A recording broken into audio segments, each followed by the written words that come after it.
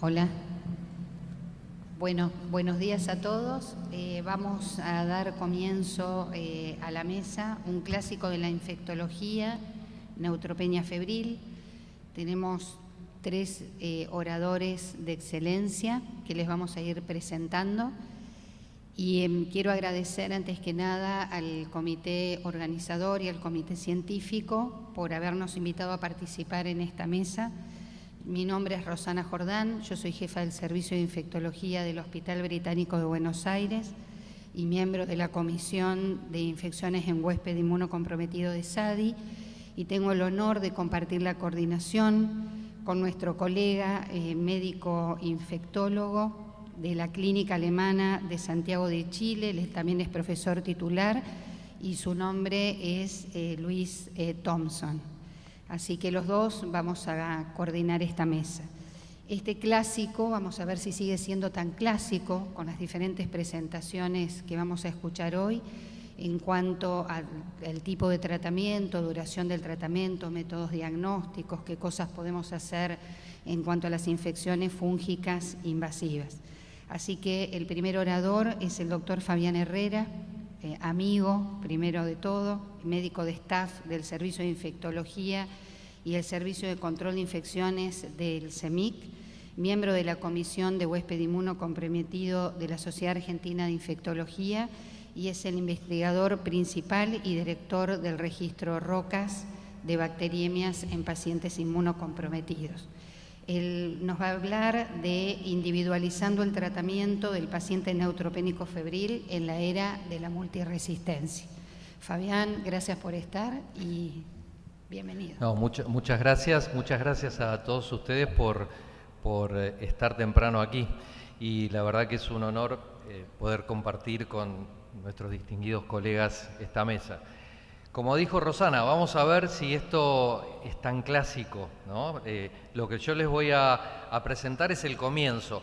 Luego vamos a charlar de otras cosas con nuestros queridos speakers aquí. Así que vamos a comenzar con este problema. Estos son mis conflictos de interés para esta presentación y simplemente les muestro este slide para que ustedes vean y se van a sentir seguramente identificados, muchos de ustedes, con lo que pasa en sus centros.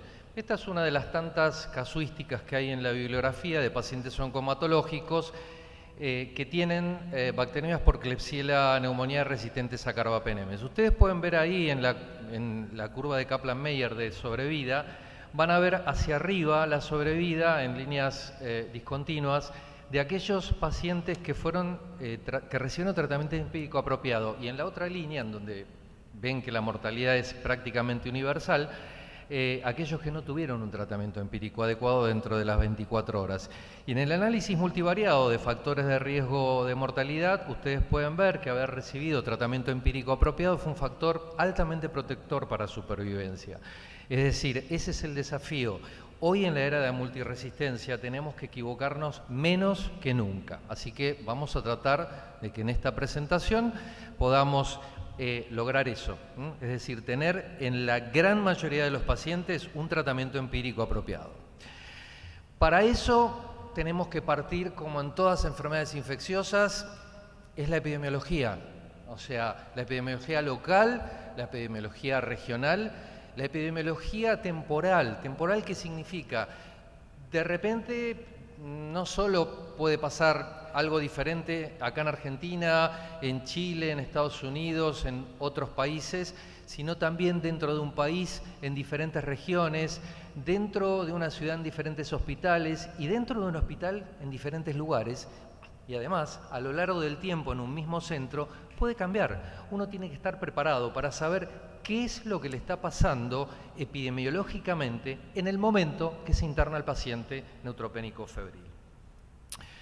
Así que simplemente les voy a mostrar dos trabajos de acá estamos en el Congreso API, así que quiero mostrarle datos de Latinoamérica. Este es un trabajo reciente que es un multicéntrico de Colombia, en donde ustedes pueden ver ahí que son 6 centros que reclutaron casi 200 pacientes con 200 eventos de bacteremia, un cuarto estaban neutropénicos, pero fíjense el gráfico de columnas, ellos encontraron en su cohorte un 25% de bacilos gram negativos multiresistentes. Ahora bien, cuando ustedes ven los mecanismos de resistencia, el primero es beta-lactamasa de espectro extendido, eso pasa en todo el mundo, pero fíjense que los resistentes a carbapenémicos, la mayoría eran por producción de carbapenemasa KPC y el resto eran metalbenzimas, pero eran BIM. Así que eso es les voy a mostrar lo que pasa ahora en Argentina para que vean que es diferente. Esto es una parte del registro Rocas. Nosotros empezamos, este es el primer registro multicéntrico prospectivo de bacteremias en oncomatológicos de Latinoamérica. Empezamos en el año 2014. Les voy a mostrar datos entre el 2014 y 2020. Ustedes ven que son casi 1.300 eventos de bacteremia, dentro de los cuales lamentablemente, como ustedes vieron la diapositiva previa, nosotros tenemos 40% de multiresistencia, a diferencia de nuestros amigos colombianos que tienen 25% en su estudio, así que estamos peor. Y fíjense que hacia su derecha, en el gráfico de columnas, los principales mecanismos de resistencia y fenotipos, nuevamente producción de beta-lactamasa de espectro extendido, pero fíjense al lado esta producción de carbapenemasa KPC, y si ponemos el tercero, que es un fenotipo Pseudomonas multi-R, entre esos tres mecanismos y fenotipos se llevan más del 90% de la multiresistencia. Y con respecto a las metalbenzimas, a diferencia de Colombia, que encontraron solamente BIM, aquí en Argentina, en el estudio, solamente tenemos NDM. Así que, como ustedes ven, hay diferencias regionales que son bastante pronunciadas. Muy bien. ¿Qué nos dejó el COVID? Para ver un poco ejemplificar que la epidemiología cambia. Ustedes pueden ver aquí esto, nosotros dividimos los periodos, van a ver las barras, los gráficos de columna, perdón, de izquierda a derecha y en los colores también de izquierda a derecha.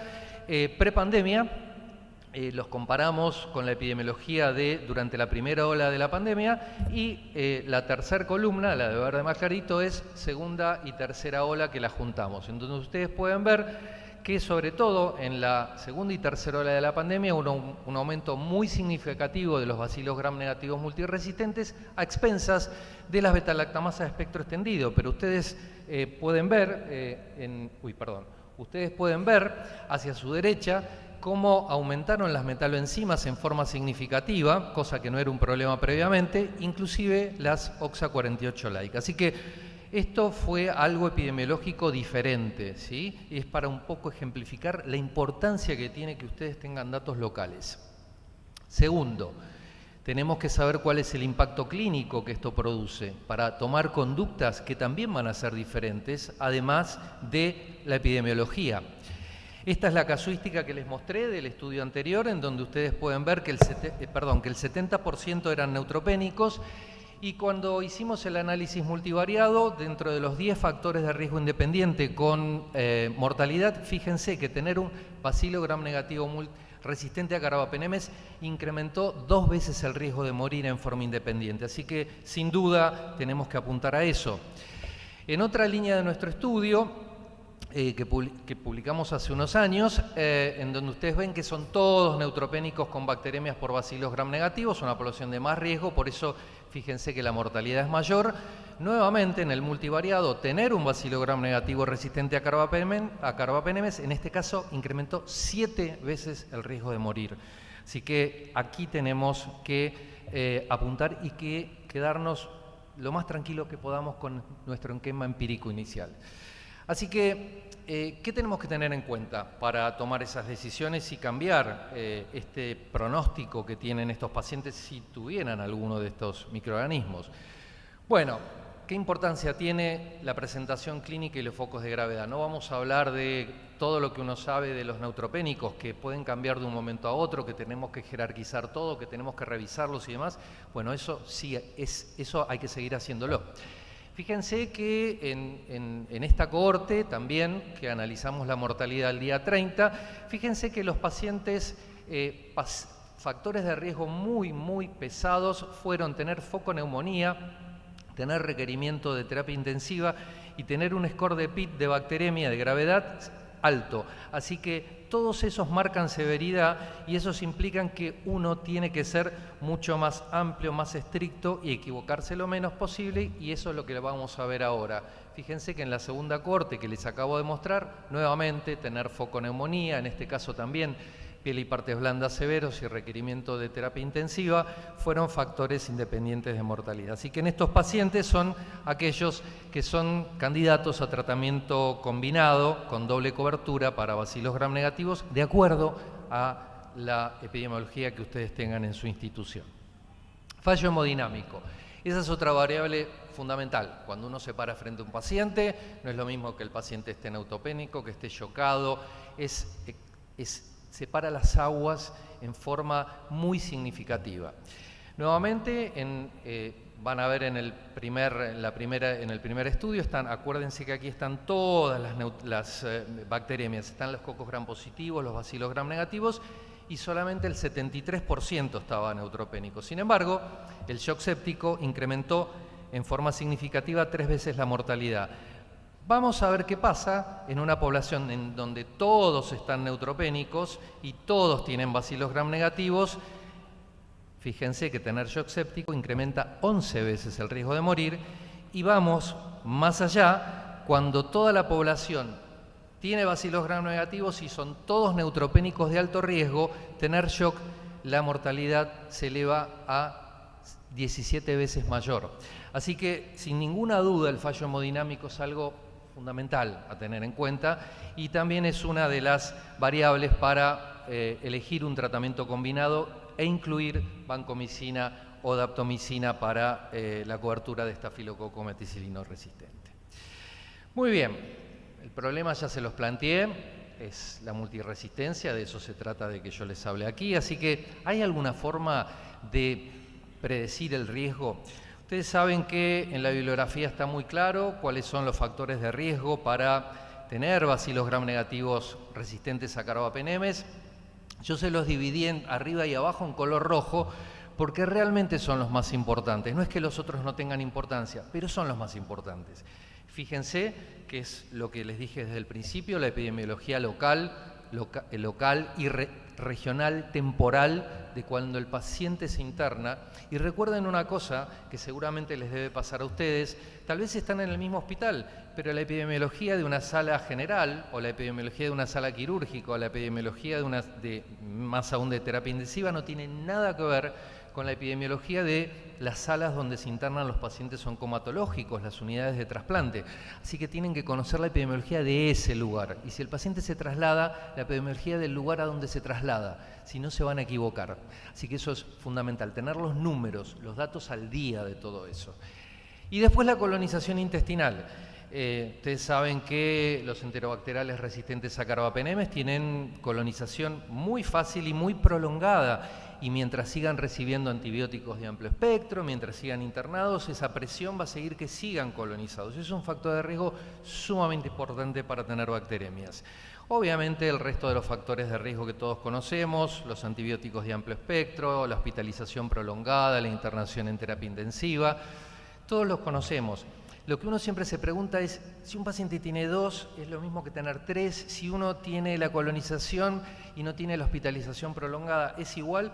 Bueno, para eso están los scores, que ustedes seguramente están muy familiarizados con el score de Janela, que se usa mucho en pacientes de terapia intensiva para estratificar el riesgo de enterobacteriales resistentes a carbapenemes. Nosotros, como es el problema de Argentina, desarrollamos este estudio, una de las líneas del registro ROCAS. Lo que hicimos fue, en una población de pacientes, todas esas 443 pacientes con bacteremias por enterobacterales, identificamos mediante un modelo de regresión logística los factores de riesgo independiente para tener un enterobacterial resistente a carbapenem, y ustedes pueden ver ahí, remarcado en rojo, que los 3 factores que quedaron en el multivariado fue tener un uso previo de antibióticos a la bacteremia de más de 7 días, tener una hospitalización por más de 10 días, o sea, le pusimos un número, por suerte, porque eso era lo que buscábamos, a eso de hospitalización prolongada, tiempo antibióticos prolongado, pero ¿cuánto es el periodo? Pudimos nosotros encontrarlo en este multivariado. Y fíjense abajo la colonización reciente por un enterobacterial productor de Carbapenemasa KPC, fíjense el odds ratio que tiene, cuánto incrementa el riesgo. Colonización reciente, que es diferente que pasada. Reciente la definimos en el estudio como aquel paciente que se coloniza dentro de los 7 días previos al diagnóstico de bacteremia o durante la internación de la bacteremia. Se construyó un score y con un valor de corte de 7 puntos, que incluye el factor de riesgo más pesado, como ustedes ven es la colonización reciente, encontramos que tenía un muy buen valor predictivo positivo y negativo, pero lo más importante que tienen todos los scores que están construidos y que ustedes pueden ver en la bibliografía es cuando el score no puntúa, es decir, cuando uno se puede quedar tranquilo que no debe cubrir esos microorganismos. Y fíjense que con 0 puntos, la probabilidad post-test de tener una bacteremia por un enterobacterial resistente a Carbapenem es solo 1.9%, con una prevalencia en la población del 13%, que es bastante alta. Si ustedes tienen mucho menos de eso, eso va a ser prácticamente 0. Así que este es un estudio que uno puede aplicar a la práctica clínica. Con respecto, bueno, apreté algo mal. Ahí está. Uy, no me digas que tengo que pasar todo esto. No. Perdón, ¿dónde está? Vamos a ver si... Ahí está. Bueno, les planteé el problema. Vamos a ver si tenemos alguna solución superadora desde los antimicrobianos. Hay 2 antimicrobianos dentro de los que hemos tenido disponibles en los últimos años que tenemos datos en estos pacientes. Uno de ellos es Ceftolozano tazobactam, que saben que el fuerte son pseudomonas multiresistentes porque es activo o sea, no es influenciado por las bombas de flujo ni tampoco por la mutación o las pérdidas de porina. Este es un estudio liderado por la doctora Carlota Gudiol, es el primer estudio de una población de neutropénicos de alto riesgo, todos con bacteremias por pseudomonas aeruginosas. Fíjense la población, casi todas eran multiresistentes y cuando ustedes pueden ver ahí es un estudio de casos y controles. En el gráfico hacia su izquierda los tratados con Ceftolozano tazobactam y el resto con otros antibióticos activos. Ustedes fíjense la mortalidad al día 7 y al día 30 de los tratados con Ceftolozano tazobactam significativamente inferior, y cuando ustedes ven hacia abajo, hacia su izquierda, las curvas de supervivencia de Kaplan-Meier, hacia arriba, la supervivencia significativamente mayor con Ceftolozano tazobactam, y nuevamente en el análisis multivariado, haber recibido Ceftolozano tazobactam fue un factor protector, altamente protector para supervivencia. Así que para pseudomonas multiresistentes en neutropénicos tenemos algo superador, si ese es su problema en su institución. ¿Qué pasa con Ceftazimab y Bactam? Esta es una línea de nuestro trabajo que presentamos este año en el ECMID. Son 249 eventos de bacteremias por enterobacterales, eran todos pacientes neutropénicos de alto riesgo. Van a ver el gráfico de columnas, eran las bacteremias todos multiresistentes, ¿no? Fenotipos o con diferentes mecanismos. En barras azules, los que tenían bacteremias por BLE, por beta-lactamasa de espectro extendido. En rojo, los que tenían enterobacteriales productores de Carbapenemasa KPC, tratados con Ceftazimab y Bactam. Y en verde, aquellos que tenían enterobacteriales productores de Carbapenemasa KPC, tratados con otros antibióticos activos. Todos tenían por lo menos 48 horas de tratamiento apropiado. Fíjense las columnas, que son bastante impactantes, en donde ustedes pueden ver la mortalidad al día 7, la mortalidad relacionada a infección, la mortalidad global al día 30 y la mortalidad global al día 30 atribuible a la infección, significativamente inferior en los 2 primeros grupos, y fíjense que supera el 50% en los enterobacteriales productores de Carbapenemasa KPC, tratados con otros antimicrobianos. Pero creo yo lo más impactante aún es ver esas curvas de supervivencia hacia arriba, en donde los pacientes con enterobacteriales productores de Carbapenemasa KPC tuvieron la misma supervivencia que alguien que tiene un enterobacterial productor de BLE. Así que realmente para este escenario, y si el problema de ustedes son estos microorganismos, también tenemos un antibiótico superador.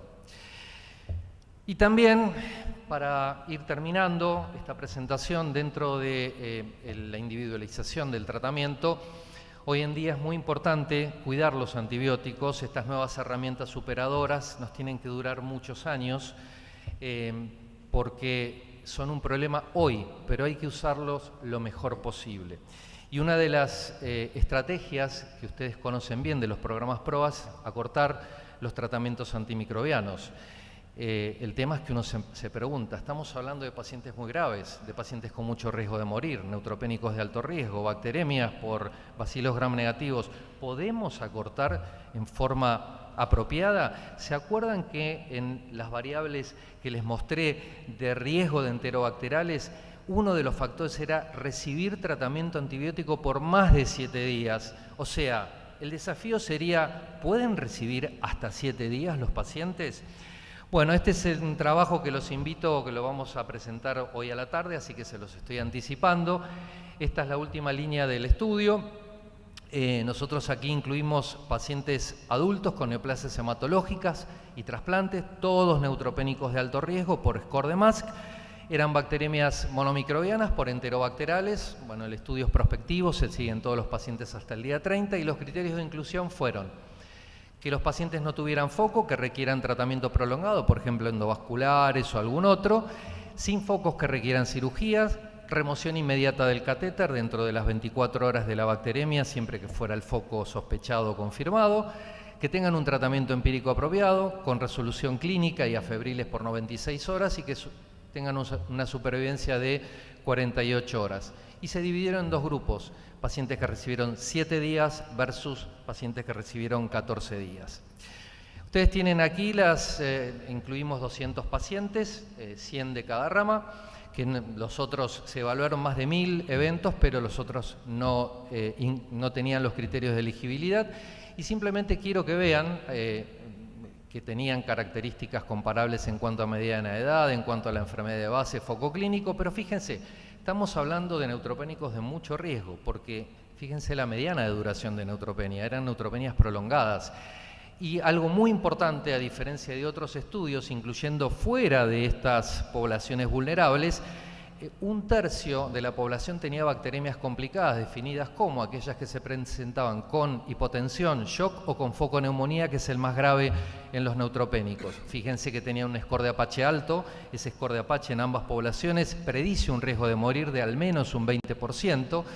Y fíjense que el tratamiento en monoterapia fue prácticamente en todos los pacientes en tratamientos acortados y se suspendió el tratamiento al día 7 en la mitad de los pacientes que estaban aún neutropénicos con menos de 100 neutrófilos.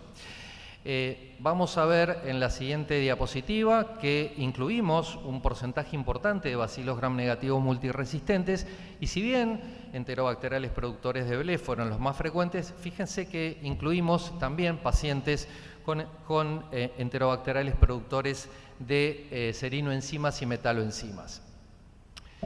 Y bueno, estos son los resultados que nos hablan a favor de que aún en este escenario podríamos hacer esta estrategia.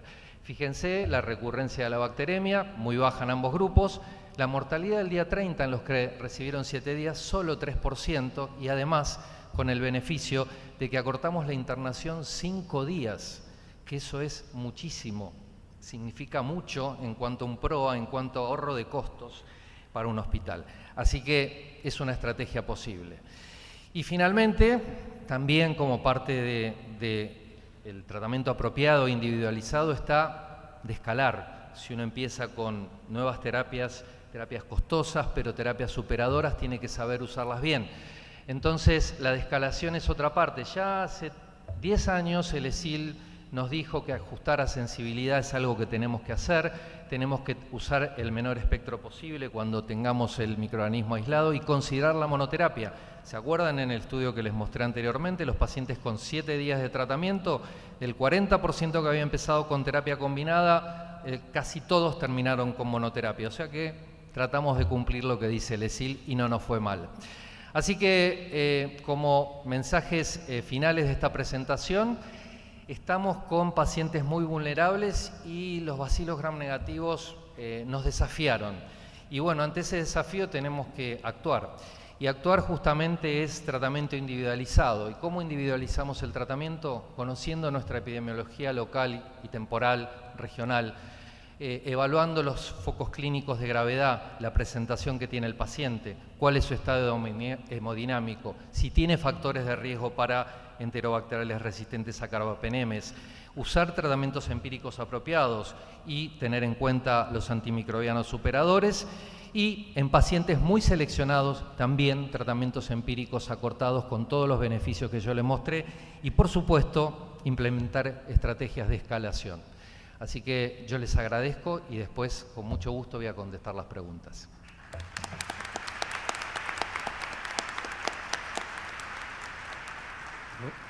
¿Aló? Muchas gracias, doctor Herrera, por su excelente presentación.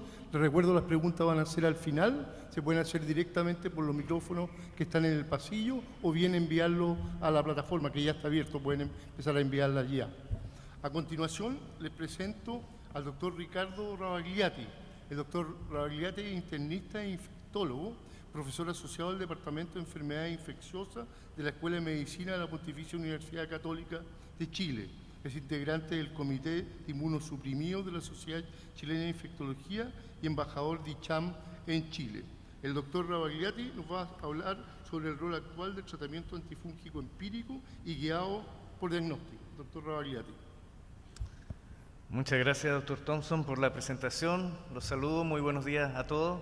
Doy gracias a la organización por haberme invitado y poder estar presente en este excelente congreso y volver a Buenos Aires después de un largo tiempo.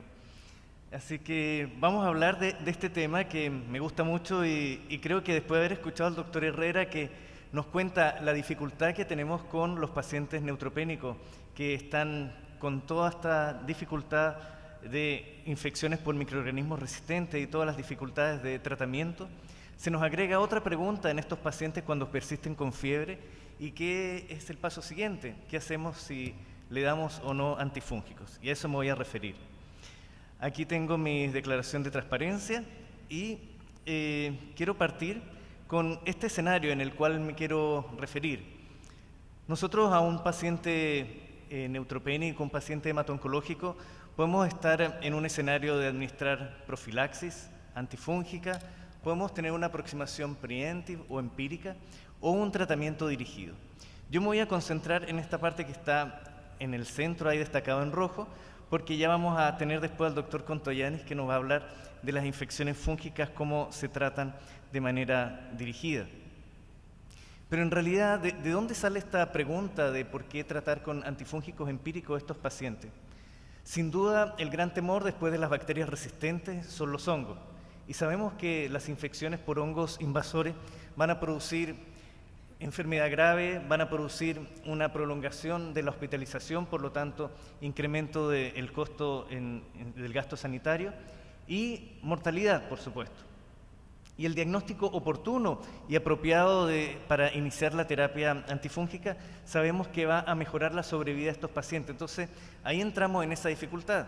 Queremos hacer el diagnóstico, pero el diagnóstico es difícil, hay elementos clínicos, la microbiología se ha ido enriqueciendo a través de marcadores que hoy nos pueden hablar de la posibilidad de una infección fúngica, la biología molecular también, las imágenes también hemos aprendido mucho en los últimos años, el estudio histológico también como parte del diagnóstico.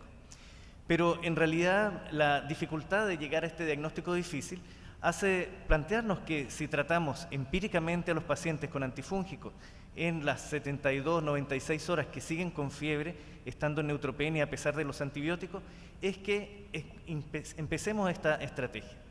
Y esto, por supuesto, implica iniciar antifúngicos empíricos aún en pacientes que no tienen infección fúngica. Ahora bien, ¿en qué tipo de pacientes estamos hablando de infecciones fúngicas invasoras? Aquí tenemos los pacientes con patologías hematológicas, desde mieloma hasta leucemia mieloide aguda, y ustedes ven que la frecuencia en cada uno de ellos es distinto. Eso ya nos habla de partida de la necesidad de individualizar de acuerdo a la patología los riesgos que estamos hablando. Pero sin duda son las leucemias agudas, leucemia mieloide aguda en primer lugar y leucemia linfática aguda, las que nos conllevan al mayor riesgo de infección fúngica invasora. ¿Cuáles son los datos? Aquí tenemos resúmenes de datos de Europa, de Estados Unidos, de Brasil y de Chile. Son pacientes con leucemias mieloide aguda, el porcentaje de enfermedad fúngica invasora y ustedes ven que va entre el 20 y el 11% en pacientes que han estado en tratamiento por leucemia. Y las infecciones predominantemente son infecciones por hongos filamentosos. Las levaduras son menos frecuentes y dentro de los filamentosos lo principal que vamos a ver son aspergillus. Estos son datos de Chile, estos corresponden a los datos que estaban en la tabla anterior, que es un seguimiento de pacientes con leucemia y linfoma que fueron seguidos desde el inicio de la quimioterapia, desde su inducción y siguiendo los episodios de neutropenia febril, el tipo de infecciones que hacían. Ustedes ven ahí que 43% de los pacientes tienen infección microbiológicamente documentada y tuvimos una alta tasa de infección fúngica invasora.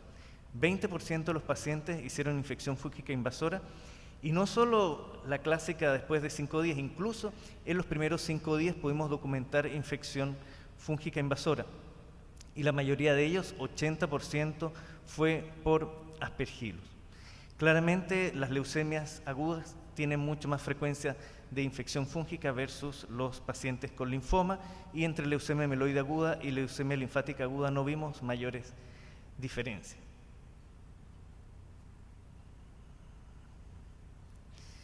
Ahora bien, datos nuestros también de Chile, la red chilena de micología, que hemos estado evaluando las infecciones por filamentosos en 9 centros del país. Vemos que las infecciones por aspergillus siguen siendo las más frecuentes, 71% de los casos, luego mucorales y luego fusarium. ¿Y por qué traigo estos datos en este momento? Porque si estamos haciendo un tratamiento ya sea empírico o eventualmente una terapia antifúngica empírica, tenemos que cubrir adecuadamente los hongos que son más frecuentes en este tipo de pacientes.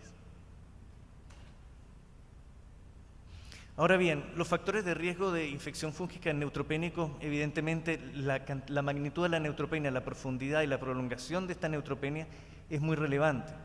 La presencia de mucositis, que nos va a hablar sobre todo del riesgo de una infección por cándida. Si los pacientes no han recibido algún tipo de profilaxis, fluconazol, especialmente para cándida, el tipo de patología hematológica, leucemia, trasplante alogenéico o aplasia medular, el tipo de uso de corticoides o inmunosupresores, uso de catéter venoso central, nutrición parenteral total, central, shock séptico, uso de antimicrobianos, comorbilidades, la edad también sobre 50 años, citomegalovirus por su rol inmunomodulador, y ibrutinib, que sabemos que tienen este mayor riesgo de aspergilosis, incluyendo compromiso del sistema nervioso central, la exposición ambiental y infecciones por virus, como lo hemos visto recientemente durante la pandemia. Así que, teniendo presente todo esto, no son todos los pacientes iguales. Y eso es importante, la reflexión que tenemos que tener de la terapia. Ahora, ¿de dónde viene este concepto? Y si vamos bastante más atrás, encontramos el artículo del Dr. Pizzo del año 82, en que en un estudio que difícilmente hoy podríamos hacer algo parecido, entre 1975 y 1979, los pacientes que, habiendo estado tratados con antibióticos por neutropenia febril y que persistían con fiebre al 7º día, suspendieron los antibióticos, en un grupo 2 los mantuvieron y en un tercer grupo estos antibióticos se agregó anfotericina. Y claramente, como ustedes ven ahí, las infecciones demostradas clínica o microbiológicamente fueron disminuyendo en la medida que estuvimos haciendo las distintas estrategias, siendo el mejor resultado cuando se mantuvo los antibióticos y se agregó anfotericina, documentándose menor frecuencia de infecciones fúngicas invasoras. Y las conclusiones señalan así textualmente que la terapia antifúngica empírica parece prevenir las superinfecciones fúngicas y controlar la infección fúngica no detectada. Y a partir de ese año se instauró como la mejor práctica la inclusión de anfotericina empírica como terapia necesaria en pacientes que persistían con fiebre y neutropenia a pesar de antibióticos. Los problemas, por supuesto, los estuvimos viviendo en los siguientes tiempos, ¿verdad?, por la toxicidad de la anfotericina, y vino toda esta serie de estudios publicados por el Dr. Walsh en New England, en el cual fueron comparando secuencialmente estudios anfotericina deoxicolato versus anfotericina liposomal, y luego los siguientes que les voy a mostrar a continuación. Y en su estudio, básicamente en este tabla resumen que muestra en un endpoint compuesto cuál es la mejor beneficio de una estrategia versus otra, resulta que a través de este se documenta que anfotericina liposomal pasa a ser una mejor estrategia en la estrategia empírica sobre la anfotericina deoxicolato, especialmente por la menor toxicidad que ofrece anfotericina liposomal. Este mismo estudio se desarrolló de una manera similar, pero comparando ahora ya anfotericina liposomal, que se pasaba a ser el estándar, con voriconazol, y si bien aquí no se logra mostrar tal vez un resultado esperado que podría ser voriconazol mejor que una anfotericina, muestra sí que que voriconazol tiene un muy buen resultado respecto a la no emergencia de infecciones fúngicas durante la terapia con con voriconazol versus anfotericina liposomal. Y por lo tanto lo valida también como una alternativa de terapia empírica. Y luego se compara con caspofungina en una misma estructura de estudio, en un estudio multicéntrico, ¿verdad?, en la cual se ven datos muy favorecedores sobre caspofungina para usarla versus anfotericina liposomal en pacientes con neutropenia febril prolongada. Entonces, hay datos de la literatura que sostienen fuertemente el uso de antifúngicos empíricos en estos pacientes. Sin embargo, si tratamos de buscar alguna racionalidad en este enfoque, si nosotros graficamos, ¿verdad?, y tenemos aquí un esquema que representa los pacientes con neutropenia febril, ¿cuántos de ellos siguen después del 5.º día con fiebre? Bueno, al menos la mitad o un poco menos de ellos siguen con fiebre. Eso significa que todos esos pacientes deberíamos darle tratamiento antifúngico. Seguramente estamos tratando muchos pacientes de más. Tenemos que tener presente además que, ahí representado en verde, los que efectivamente tienen infección fúngica, algunos de ellos que sabemos, un 15% aproximadamente de pacientes neutropénicos, no tienen fiebre, pero tienen hongos. Entonces, si solamente los restringimos a la fiebre, estamos dejando fuera a algunos pacientes. Entonces, aquí estamos en un problema. Tenemos pacientes que podrían tener una infección por hongo, damos antifúngicos a todos y eso significa estar sobretratando muchos pacientes y si nos guiamos solo por la fiebre, dejando de tratar algunos. Entonces, ahí surge el concepto de tener una estrategia preemptive, que no hay una buena traducción en español, que es una aproximación distinta, ¿verdad?, en la cual es hacer esfuerzos para tener una rápida identificación de aquellos pacientes en riesgo de presentar la infección y que tengan manifestaciones precoces para poder hacer una terapia más dirigida. Y este tema se ha venido estudiando ya desde hace varios años. De hecho, en 2015 se presentó una metaanálisis con 9 artículos que demostró que esta estrategia preemptive, la mayor ventaja era el menor uso de antifúngicos, tal como ustedes lo ven ahí expresado numéricamente, sin incrementar la mortalidad por infección fúngica. La ventaja de hacer esta aproximación más racional, ¿verdad?, es que nos permite identificar realmente quiénes se benefician de la terapia antifúngica usando todos los elementos disponibles y también de esa manera tomar mejores decisiones frente al paciente en cuanto a la terapia oportuna, adecuada e instalar también un plan de seguimiento con ella. Por ejemplo, si nosotros quisiéramos generar un algoritmo básicamente dirigido hacia un enfrentamiento a la aspergilosis, lo que deberíamos tener esquemas diseñados en el que combinemos el uso de marcadores con imágenes. En un paciente que estamos en riesgo de infección por aspergillus, que no está recibiendo profilaxis para filamentoso, le hacemos seguimiento con galactomanana e imágenes. Galactomanana se recomienda hacerlo de manera bisemanal e imágenes al menos una vez a la semana. Y podemos tener distintas visiones ahí de lo que podría ir ocurriendo. Si el paciente sus galactomananas, si seguimos la flecha, ¿verdad?, se le hace un escáner de tórax que resulta normal y su galactomanana es negativo, se mantiene en el círculo de vigilancia. Si al contrario el escáner es anormal, con los diferentes patrones que podríamos observar y que sabemos que una infección por filamentoso lo podría dar, galactomanana va a ser una herramienta útil. En la medida que sea positivo, sumamos imágenes y marcador y ese paciente entra a la categoría de una infección posible o probable y lo trataremos como corresponde. Si el galactomanana es negativo, sería conveniente tener una nueva muestra que si sale positiva, volvemos también a la categoría diagnóstica, pero si es negativa, tenemos que avanzar en el estudio y el galactomanana en el lavado bronquialveolar nos puede dar una gran ayuda. Si es positivo, también tenemos el diagnóstico y lo tratamos, pero si es negativo, podríamos estar frente a algún diagnóstico alternativo que habrá que darle su tratamiento específico, pero si no, tenemos que mantener el seguimiento del paciente. Entonces, en una estrategia de este tipo, tenemos que tener claros todos frente al enfermo cómo tendríamos que estar haciendo el seguimiento, cosa que tiene sus complejidades versus dejar la indicación diaria de antifúngico. Hay dos grandes estudios respecto a este tema que les quiero comentar.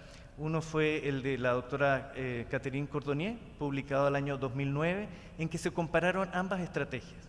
Y básicamente aquí estamos hablando de pacientes de neutropenia febril de alto riesgo, en un diseño de este tipo en el cual se randomizaron los pacientes a tratamiento empírico versus tratamiento preventive, y en la medida que ellos se mantenían con fiebre en el grupo de antifúngico empírico, si al cuarto día de neutropenia febril estaban aún febriles, usaban antifúngicos, versus que en el grupo preventive empezaban antifúngicos si es que tenían algún elemento. Por ejemplo, un galactomanana positivo, a ese tiempo usaban un COTAF de 1.5, si había compromiso pulmonar, si había sinusitis, diarrea, mucositis, alteraciones neurológicas, lesiones cutáneas, abscesos hepatoesplénicos, shock séptico, es decir, una amplia variedad de manifestaciones. Ante esa mínima sospecha le iniciaban antifúngicos versus que el otro solamente por fiebre.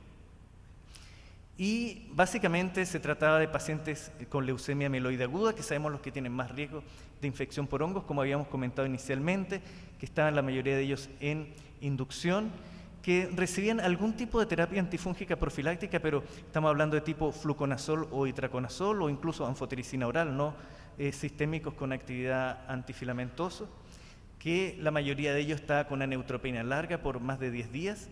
¿Y qué es lo que vieron ellos? En sus resultados, que básicamente buscaban la sobrevida a los 14 días de recuperar la neutropenia, la sobrevida era similar en ambos grupos.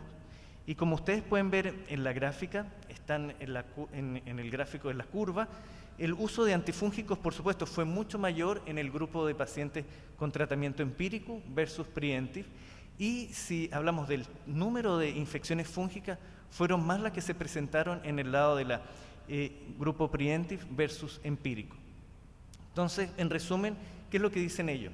Hay menos sobreutilización de antifúngicos con la terapia preventive, pero sí hay más infecciones diagnosticadas, que en el fondo es lo que se está buscando, se está tratando de hacer diagnóstico. Hay igual outcome de los pacientes, como lo vimos por el outcome de mortalidad, y uno se podría preguntar, ¿es un buen resultado? Bueno, tal vez para los pacientes no fue el resultado fue igual, pero sí desde el punto de vista de administración de recursos hubo menor sobreutilización de antifúngicos. Recientemente, este año, el doctor Mertens publicó este artículo también que está muy esperado, volviendo a testear esta estrategia, empírico versus preventive, en el cual también en pacientes de alto riesgo, pero con profilaxis de fluconazol, se comparó esta estrategia. Aquí básicamente el diseño del estudio, ahora sí que ya no quiere avanzar, ahí.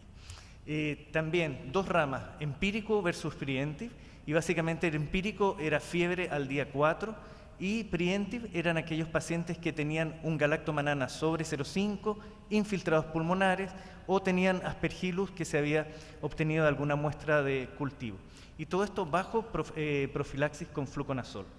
En cualquiera de estos dos gatillantes, ya sea la fiebre o alguno de estos indicadores, iniciaban caspofungina, que como habíamos visto, está dentro de las drogas a utilizar como terapia antifúngica empírica.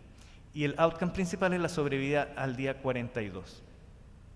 ¿Y qué es lo que vieron ellos? Vieron que no hubo mayor diferencia en la frecuencia de infecciones fúngicas, tanto en el grupo de leucemia mieloide aguda que trasplante alogeneico. Ustedes ven ahí las frecuencias, son bastante similares en los dos grupos, divididos en las categorías de probado, probable o posible. Y del punto de vista de sobrevida, como ustedes ven, el día 42, que es el día que tienen el outcome ellos definido, fue similar, un poquito mejor en el lado preventive, pero en realidad no, sin diferencia estadísticamente significativa. Entonces, nuevamente aquí, hay menos sobreutilización de antifúngicos en la terapia preventive, 27 versus 63%. Hay un poco más de infecciones documentadas, el outcome es similar. También entonces la pregunta es un buen resultado. La misma conclusión que el estudio del 2009.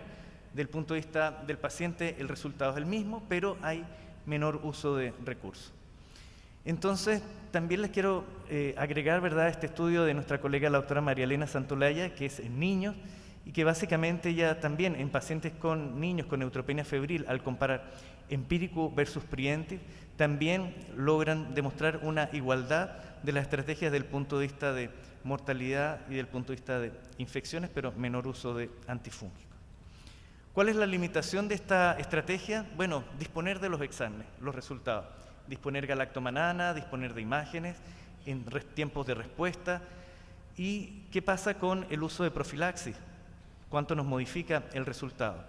Galactomanana estamos muy dirigidos hacia Aspergillus, Fusarium también podría ayudarnos porque cruza, pero ¿qué pasa con otros hongos?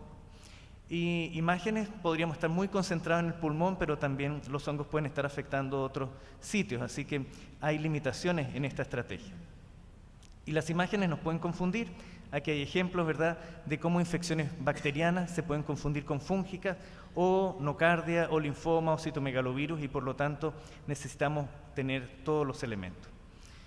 Entonces, las guías clínicas, ¿qué es lo que nos dicen? Bueno, estas son las guías ya del 2011, cuando preguntan si una estrategia versus otra, dice que la terapia antifúngica empírica en pacientes con neutropenia y fiebre persistente deberíamos usar terapia antifúngica si se espera que esta va a continuar, pero la preventive podríamos considerarla como una alternativa en grupos de pacientes estables que tienen exámenes que no demuestran evidencia de infección fúngica, y que los pacientes de bajo riesgo no deberíamos usar terapia antifúngica empírica. Entonces eso ya va acotándonos el grupo de pacientes.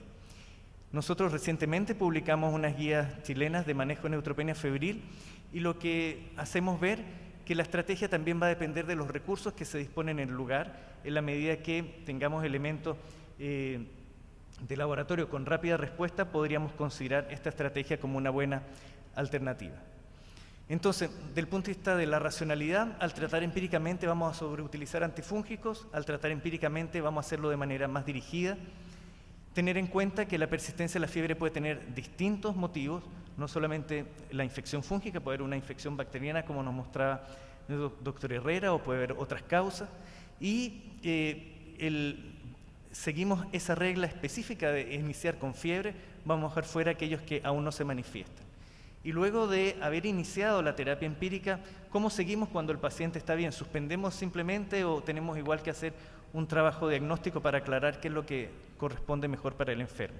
Entonces, ofrece sus dificultades hacerlo de esa manera. Entonces, los mensajes principales que quiero transmitir, algo que todos conocemos, ¿verdad? Este es un problema que nos va a continuar enfrentando, especialmente los pacientes de alto riesgo, por la morbimortalidad que implica la infección fúngica. Los hongos a los cuales tenemos que apuntar van a ser estos tres principales: Aspergillus, Mucorales y Fusarium, entendiendo que Cándida la tenemos controlada con las estrategias de uso de fluconazol en la mayoría de los casos. Y ante la dificultad, las dos estrategias tienen su validez, pero la elección va a depender del paciente, de qué laboratorio contamos y de los costos que también tenemos que evaluar. Un lado son los antifúngicos, pero también el testeo tiene sus costos. Muchas gracias.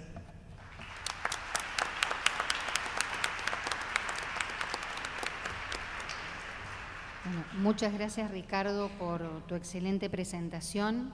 Y ahora tengo el honor de presentar al doctor Contoyanis. El doctor Contoyanis, no me alcanzaría el tiempo para decir su currículum, así que trate de resumirlo. Él es jefe de clínica y subdirector de investigaciones de la División de Medicina Interna del M. Anderson. Recibió su título de médico en la Universidad Nacional de Atenas, en Grecia. Se formó posterior en Medicina Interna en el Baylor College of Medicine de Houston. Posteriormente se formó en enfermedades infecciosas en el Hospital General de Massachusetts y obtuvo una maestría de Ciencias Clínicas en la Escuela de Medicina de Boston, de Harvard en Boston.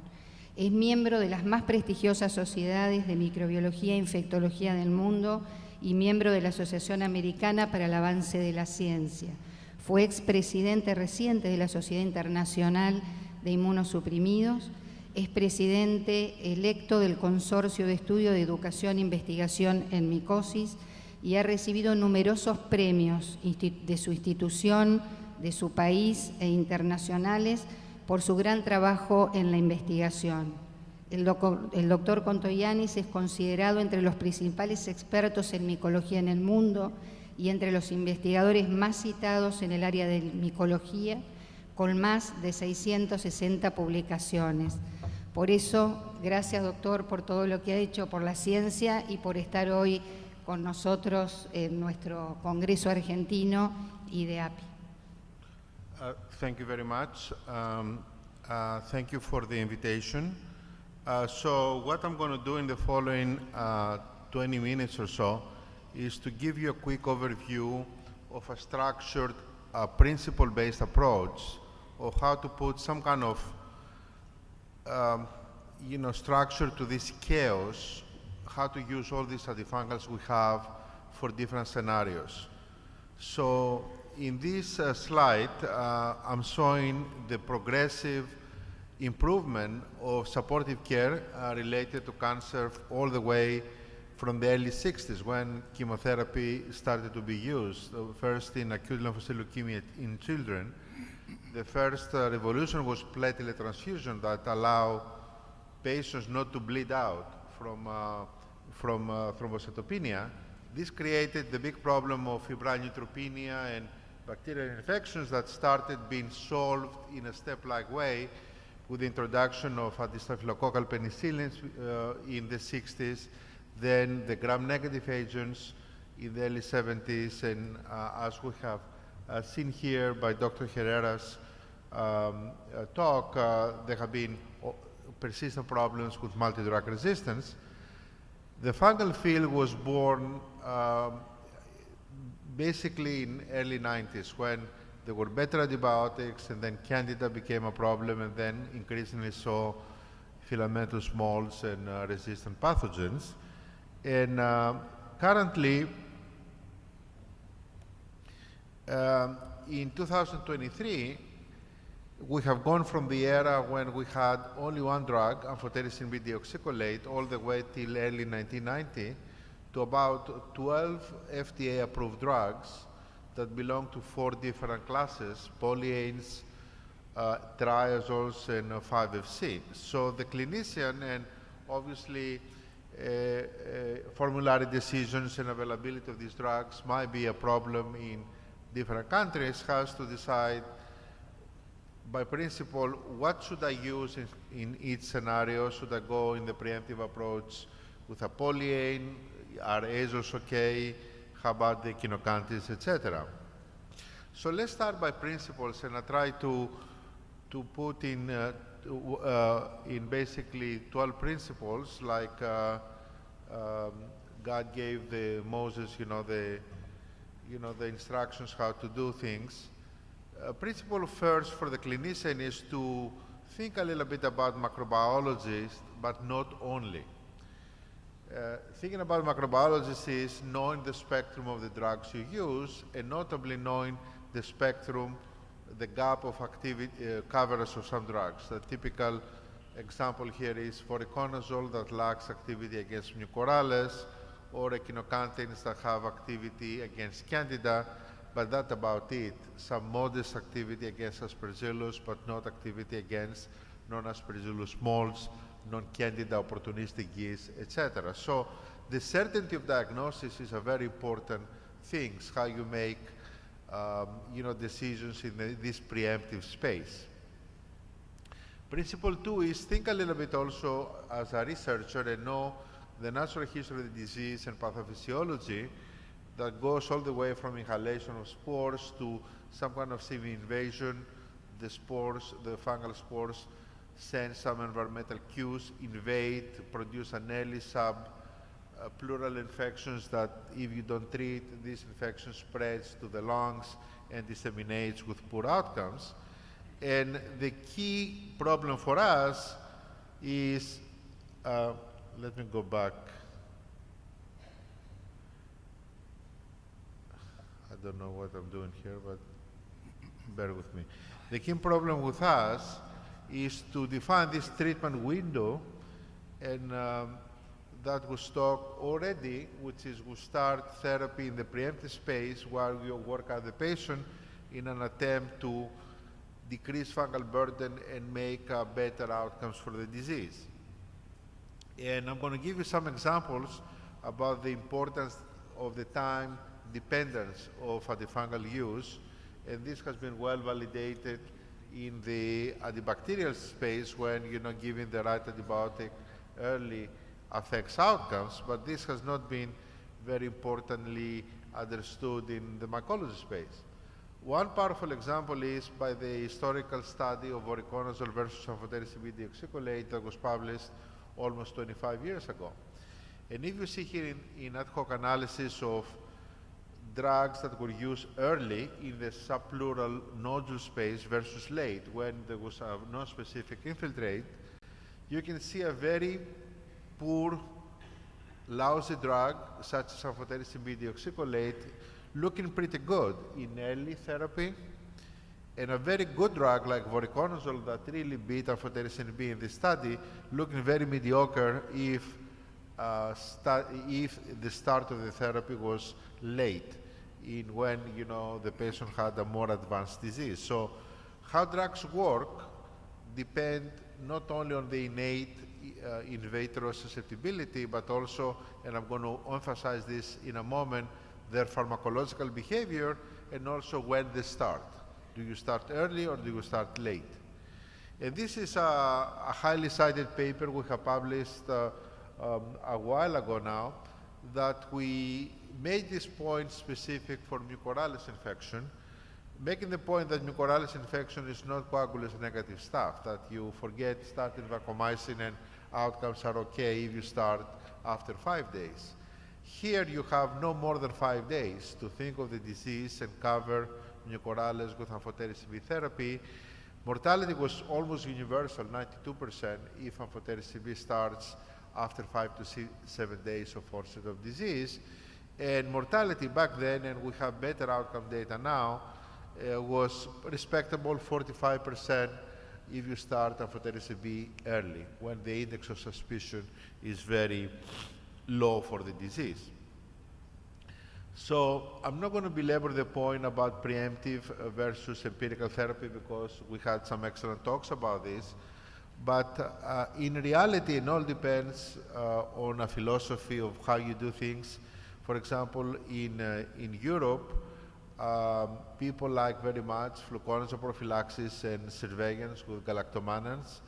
In the United States, because we haven't even been pushed hard for economics, we like the mold-active prophylaxis approach, and we work up breakthrough infections. A part of this because our epidemiology is very complex.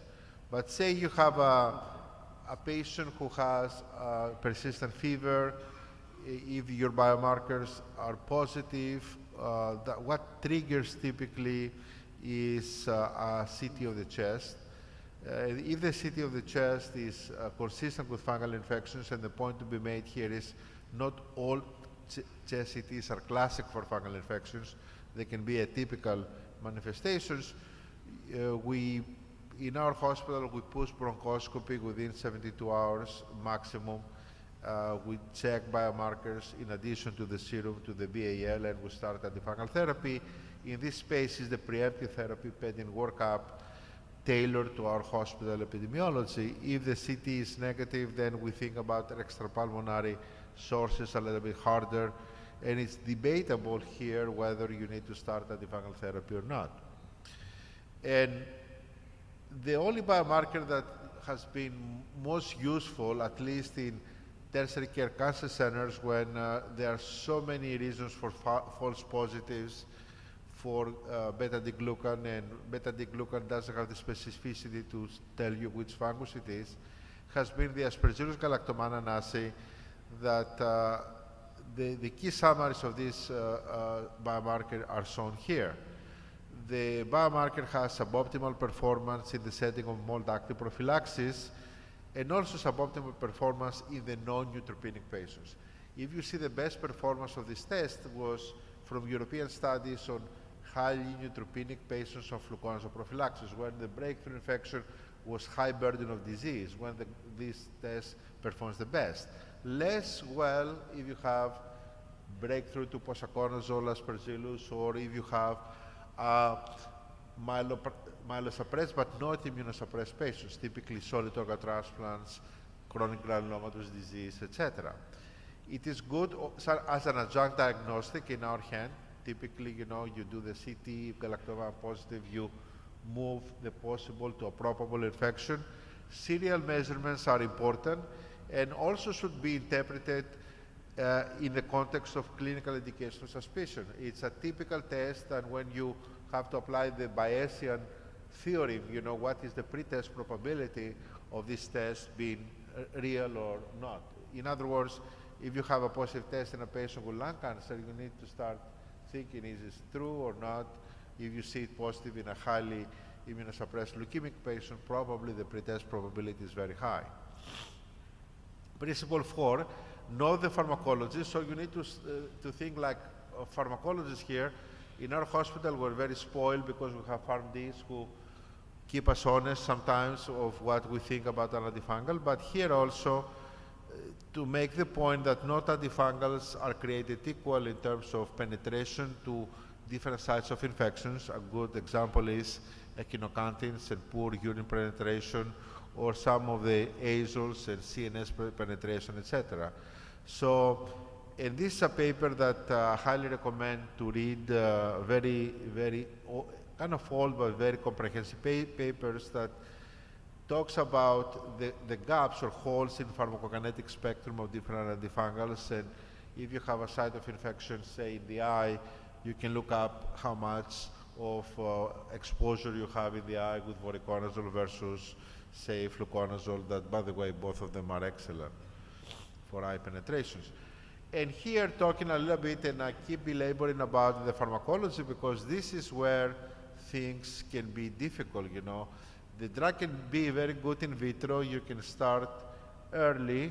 You can think of the right infection, but if PK/PD of the drugs are not good, outcomes are not going to be good. The classic studies have been in ICU with echinocandins in very sick patients who have high volume of distribution, and then the outcome was not very good. But always think about these factors that really reflect, I think, the typical patients we see in modern hospitals. Older patients with multiple comorbidities, hepatorenal function problems, GI doesn't work, drug-drug interactions, and polypharmacy. Especially for our patients who have to take 8-9 drugs, compliance is an issue, and polypharmacy is a very big problem. And azoles, and I said, and I discussed this yesterday, have a major problem being substrate and inducer for a bunch of enzymes that are very important for handling the majority of drugs you see, at least in an oncology setting. And you can see here some of them separating themselves from the others in terms of less interactions, typically asavuconazole and posaconazole. But all azoles theoretically can have predictable and non-predictable interactions with a majority of drugs you use in the oncology setting. So in my practice, I use TDM, therapeutic drug monitoring, when I suspect absorption issues, when the disease progresses despite good dose of drugs, when I suspect drug-drug interactions in obese patients because the volume of distribution is different, pediatrics, transition from IV to oral therapy, when I suspect non-compliance, and when I see unexpected CNS or hepatic toxicity. And I think it's a standard of care, at least in hospitals who have this access to check TDM for 5-FC and voriconazole.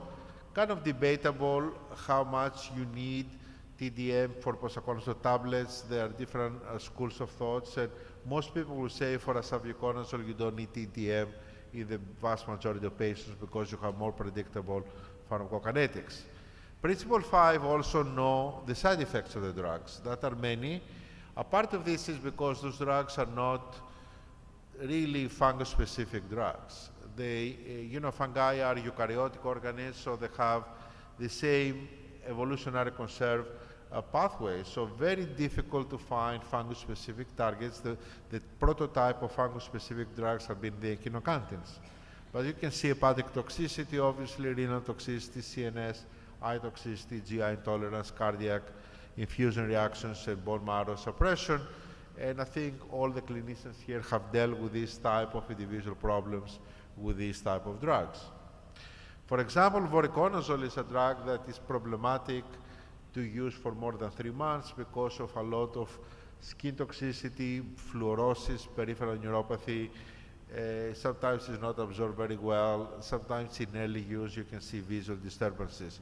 So because fungal infections have been transformed, especially the mold infection, to subacute or chronic infections, I think the issue of toxicity with chronic use is becoming more and more acute with the time. Principle 6, and I think that was alluded earlier, local and regional epidemiology is very important. What we see at MD Anderson has nothing to do, and this is a fascinating topic, why, what to do in Chile or Argentina or Brazil. For example, in our hospital, we have a problem with mucorales and fusarium that really informs our preemptive approach, because we want to cover those fungi and not only Aspergillus. I'm not going to talk about triazole resistance, but it has become a problem in some parts of the country, of the globe, especially the Netherlands, maybe maybe driven by use of antifungals in the agriculture. And this is bad if you deal with azole resistance and you start an azole. Outcome are very poor, and those are some old study from the Netherlands.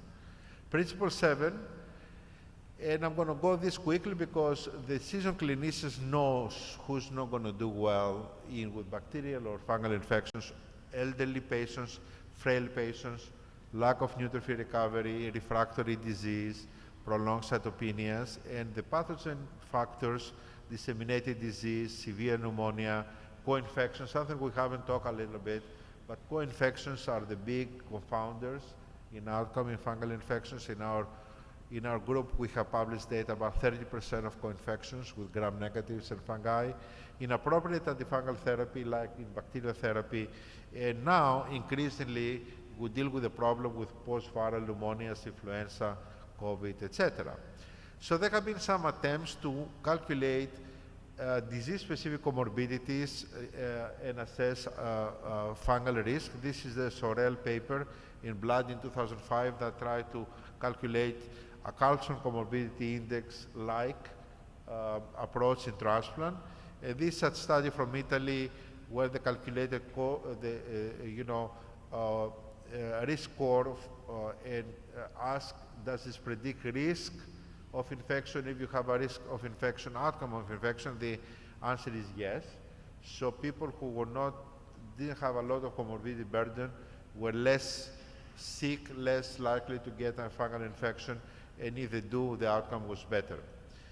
So because of time, I'm not going to talk about Aspergillus associated with influenza or COVID or mucorales with aspergillosis. This is a paper we published in the first 2 weeks of the surge of COVID in India, when we kind of said this is a disease of the diabetics that was exacerbated by steroids, nothing more, nothing less to it. Principle 8, phase of the disease matters. Early on, if the patient is very sick, you throw at him broad-spectrum antifungals, and the clinician can tolerate toxicity here because you give a strong drug that has very good spectrum and pharmacokinetic predictability. If the patient survives and goes to chronic phase of the disease, then safety issues and convenience are very important, and then is where azoles shine, because you can give a very effective antifungal for a long time. Principle 9, and we all know that, is not only the infectious disease or hematologist, but treating a mold infection or an IFI is a team sport. It's also the microbiologist, the pathologist, the pharmacist, the surgeon in selected cases, the pulmonary specialist, the interventional radiologist, diagnostic radiologists, and very importantly, the caregivers. This is a chronic disease with a lot of fungal, with a lot of symptom burden, and caregivers are very important helping the patient coming through. Principle 9, 10, and we can have a whole talk about combination therapy, but in reality, this is driven by the approach of oncologists. The more you use, the better it is. In reality, there is a lot of preclinical studies kind of saying that this might be true, but the clinical data are not very impressive. Combination therapy for sure is well documented in cryptococcal meningitis. Not convincingly for Candida if you use an effective echinocandin, and for Aspergillus is the most controversial. There is some kind of signals might work for galactomannan-driven diagnosis early in this important study by Karen Marr about 10 years ago, but still debatable how much it works, especially because now we see a lot of breakthrough aspergillosis to mold-active prophylaxis.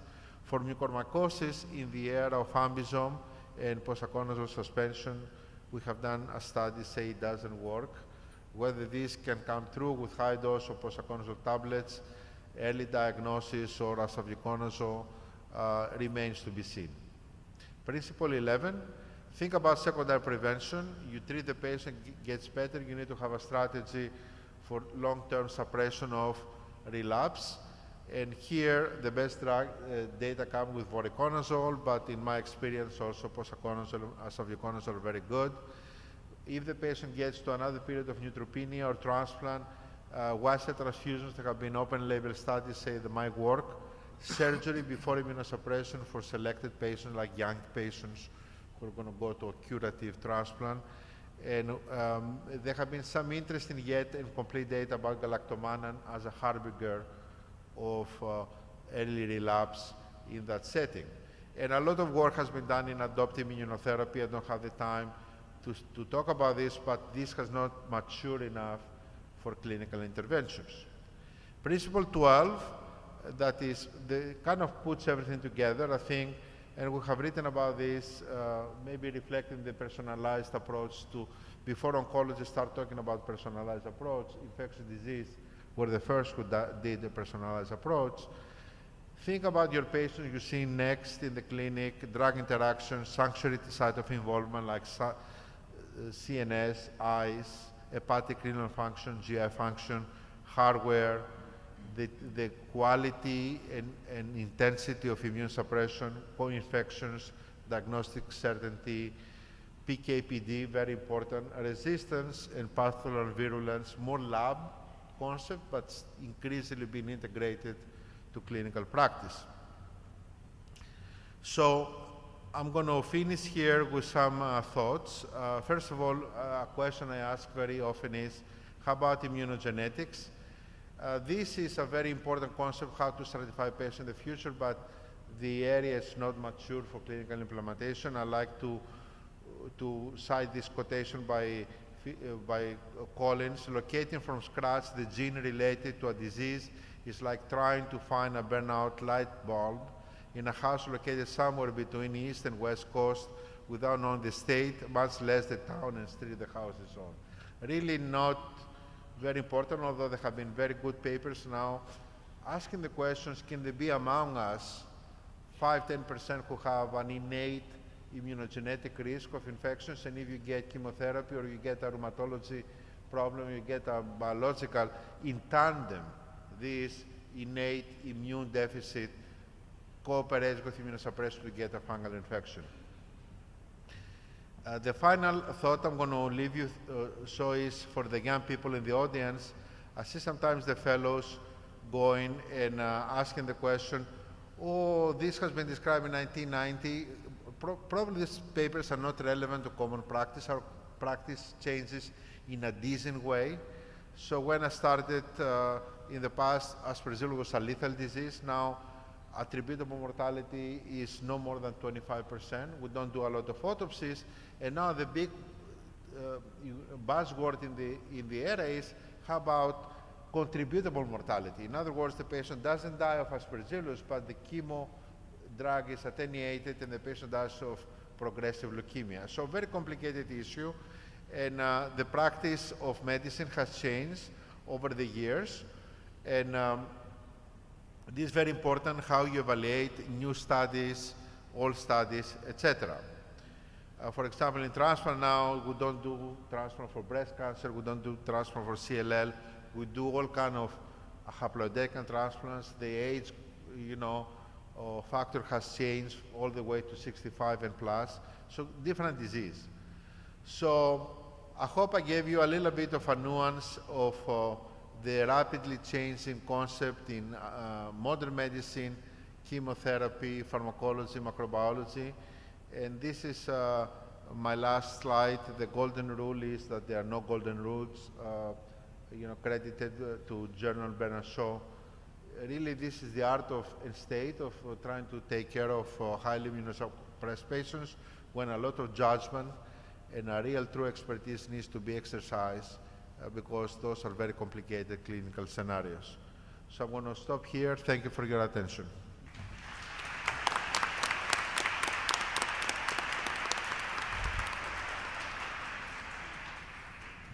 Muchas gracias por su excelente presentación y tenemos muchísimas preguntas, así que vamos a tratar de poder contestarlas, no sé si a todas, pero a ver si podemos contestar la mayoría reuniendo muchas de ellas. Para Fabián hay varias preguntas de cuando suspendés el tratamiento en pacientes que tienen fiebre de origen desconocido, o sea que no documentás qué tiempo de tratamiento haces, y la otra pregunta más hecha es si documentás bacterias que no tienen que ver con Pseudomonas, si el esquema lo bajás a ceftriaxona o a otra, pese al que el paciente sea una LMA con neutropenia muy prolongada. Bueno, muy buenas las dos preguntas porque son el día a día, ¿no? Las decisiones que tenemos que tomar hoy. Con respecto a la primera, hay ya bastante evidencia, muchos estudios, obviamente el más importante es el Hound-Long, que es un estudio randomizado, es el único que hay publicado justamente de ese tema. Es decir, pacientes que tienen fiebre de origen desconocido, que están perfectos, que no tienen, se les va la fiebre a las 48 horas, están al menos 48 horas afebriles, estables clínica, hemodinámicamente, y no tienen documentación microbiológica, aunque estén neutropénicos y tengan menos de 100 neutrófilos, es seguro suspenderle el tratamiento. Mañana a la mañana presentamos una experiencia nuestra también de eso. Así que en ese sentido nosotros lo estamos haciendo en nuestro hospital ya hace bastante tiempo, más allá de que estén en las guías y de ese trabajo. Con respecto a la segunda pregunta, perdón, era Rosana, la segunda pregunta. Si bajás el esquema que no cubra Pseudomonas. Tenés razón. Con respecto a la segunda pregunta, uno estaba acostumbrado a que tenía que dejar un tratamiento con una cobertura amplia para cubrir Pseudomonas aunque tuviera una documentación microbiológica. Y la realidad es que lo que sugieren o lo que dicen las guías que yo mencioné, que son las guías del ESIL ya desde hace 10 años, es lo que estamos haciendo hace mucho tiempo en CEMIC y realmente no nos incrementó la mortalidad. Nosotros bajamos al menor espectro posible. O sea, si le podemos dar ceftriaxona, le damos ceftriaxona. Si le podemos dar ampicilina sulbactam, le damos ampicilina sulbactam si es una Escherichia coli multisensible. Así que, salvo que el paciente tenga un foco, que uno pueda pensar que tenga otra bacteria además de la aislada en la sangre, eso es un foco abdominal, un foco de piel y partes blandas o algún otro, en ese caso no habría que bajarlo y no se lo hacemos, no le bajamos el espectro, pero si es una bacteriemia primaria y al menor espectro posible, y eso está bien, es apropiado. Otra pregunta para el doctor Herrera. ¿Cada cuánto se recomienda estudiar la epidemiología para los tratamientos empíricos en un determinado servicio oncohematológico?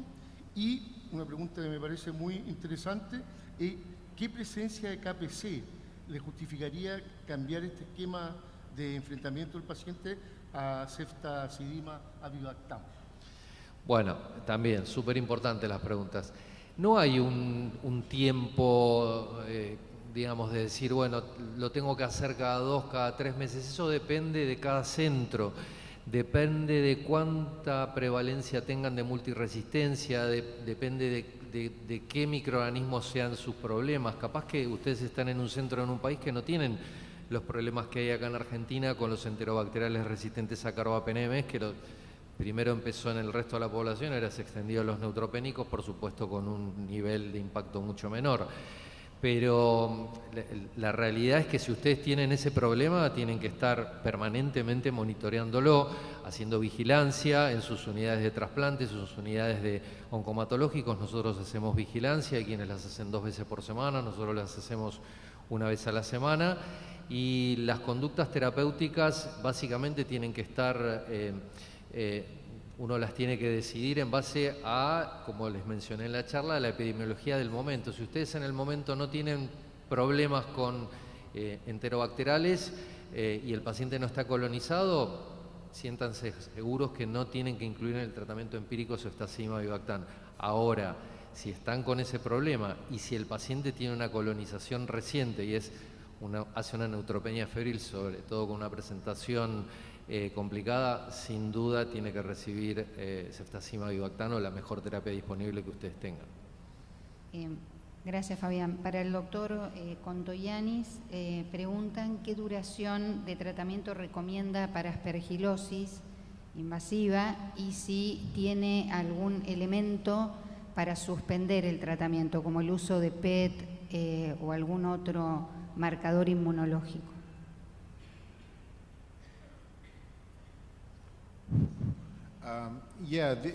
There haven't been any well-organized studies. My mentor in Boston, Bob Rubin, used to say, "You treat long enough," which is kind of a funny way of saying that it's highly individualized therapy. The classic criteria to stop therapy is if the patient is in remission for leukemia, has good neutrophil count, and all you see in the CAT scan, assuming pulmonary aspergillosis, is a scarring, a scar that doesn't change in subsequent CTs.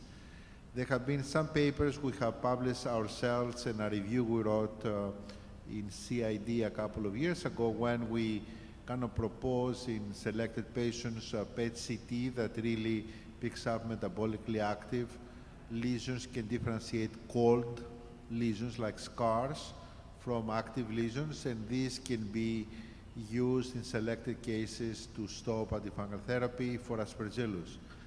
For mucorales, I have been burned twice trying to stop therapy, although I thought the patient was totally fine.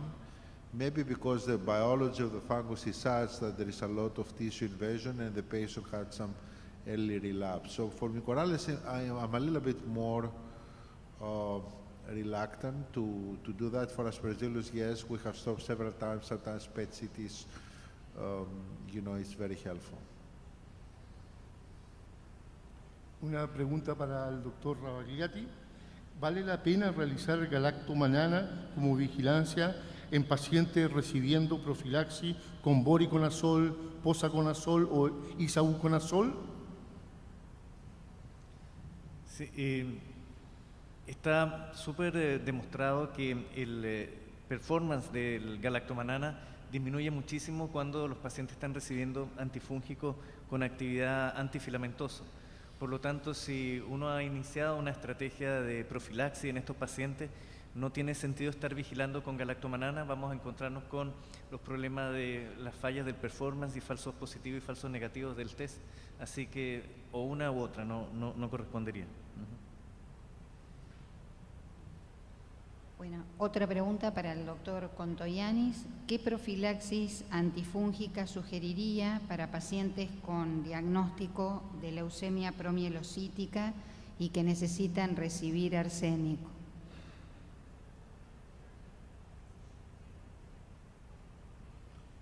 PML, promyelocytic,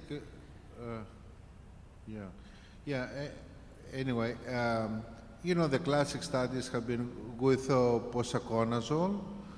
The Cornell study with AML, MDS.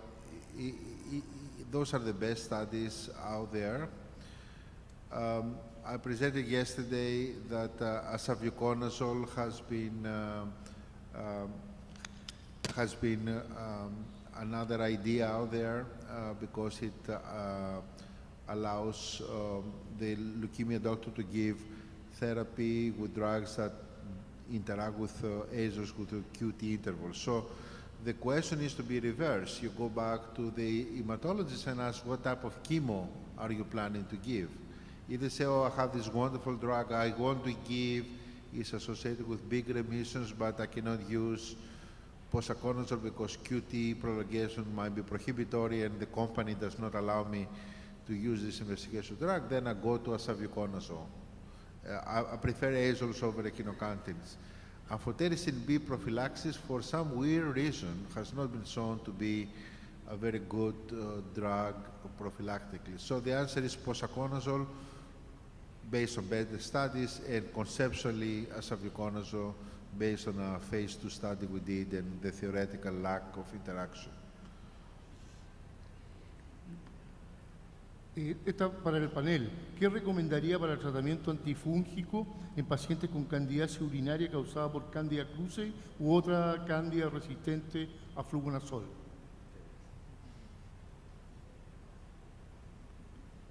This for me? Yes.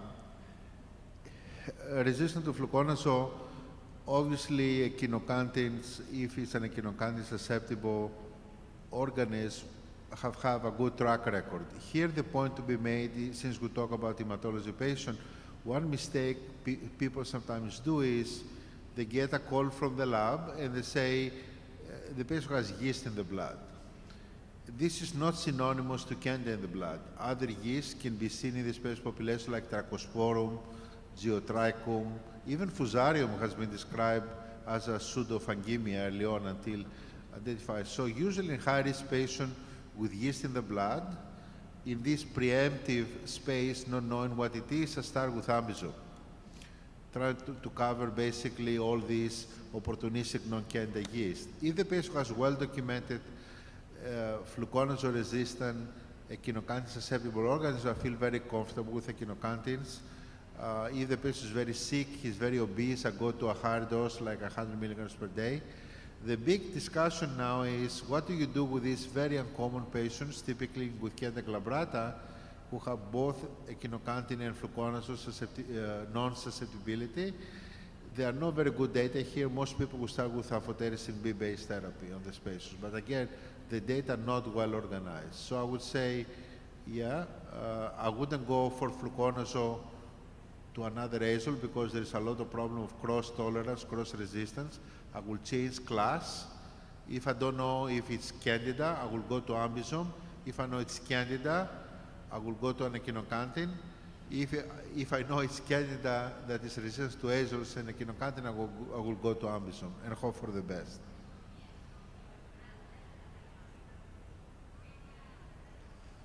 La última pregunta, porque ya estamos en tiempo, para Ricardo. Dicen aquellos pacientes que le tuviste que iniciar tratamiento empírico, antifúngico, porque no tenés posibilidad de hacer galactomanano y tomografía, ¿cuándo le suspendés ese tratamiento empírico? Sí, ese es el problema de la terapia empírica, ¿no? ¿Qué hacer con los antifúngicos? Pero necesariamente ese paciente va a necesitar en algún minuto alguna evaluación con imágenes, ojalá tener alguna serología para ver si en ese lapso de tiempo que estuve usando tratamiento empírico, tal vez estuve tratando alguna infección que no había diagnosticado oportunamente, así que voy a necesitar saber eso. Si efectivamente en esa evaluación no encuentro ninguna evidencia de infección fúngica y por lo tanto vamos a tener que hacer imágenes de tórax, abdomen y pelvis, una evaluación de cavidades sinusales, el paciente está bien, está sin fiebre, ha recuperado su neutrófilo, está en remisión su leucemia. Si no tengo evidencia de infección fúngica, por supuesto me voy a poder retirar y no tengo que dejar ningún tipo de continuación de tratamiento o profilaxis secundaria. Y la última, Ricardo, que te preguntan si te da el galactomanano solo positivo, porque estás haciendo screening, y la tomografía te da normal, o sea, ¿Ahí lo tratás? ¿Crees que el galactomanano se adelanta a la infección fúngica? Como decía Sí. Martens. Sí, ese escenario es una clásica pregunta que hacemos frente a ese caso. Depende, bueno, cómo está el paciente, repito, el galactomanana, por supuesto, para saber si no es sola una muestra positiva. Si tenemos ambas positivas, tengo que hacer un estudio exhaustivo para buscarlo. En esos casos, nosotros, si tenemos reiterada muestra de galactomanana positivo, iniciamos tratamiento y vemos en los siguientes días si logramos evidenciar la presencia de la infección fúngica. Pero no podemos hacer caso omiso a un resultado repetido de galactomanana positivo, porque puede estársenos adelantando la manifestación de la infección por hongo. Bueno, quiero cerrar la sesión. Agradezco a todo el auditorio su presencia y especialmente a los expositores, al doctor Cotellanis, al doctor Ravagliati, al doctor Herrera, que con sus excelentes exposiciones nos han enseñado mucho. Muchas gracias a todos ustedes. Gracias a todos.